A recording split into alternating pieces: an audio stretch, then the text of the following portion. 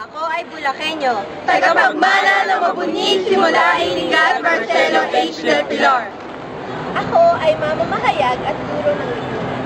Tagapag-asik ng liwanag sa pamamagitan ng paghahatid ng alamang nagbibigay ng dagdag na kakayahan sa mamamayan. Ako ay naninindigan na ang karapatang mabuhay, karapatang magpahayag, At karapatan sa malayang pamamahayag ay pawang mga batayang karapatan na ginagarantiyahan ng ating Saligang Batas ng Pilipinas. at itinataguyod ng mga pandaigdigang kasunduan at resolusyon. Na ang pamamalaslang ng mga mamamayan at siguran na ang mga biktima ng Maguindanao Massacre ay taas ang pagyulak sa mga karapatang ito.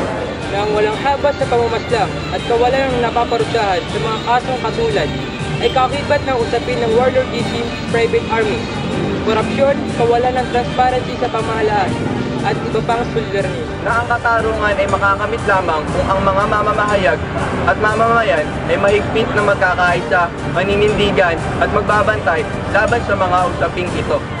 Ako ay nangangako na gagawin ng lahat ng makakaya para makamit ang katarungan, hindi lamang para sa mga biktima ng Maguindanao Massacre.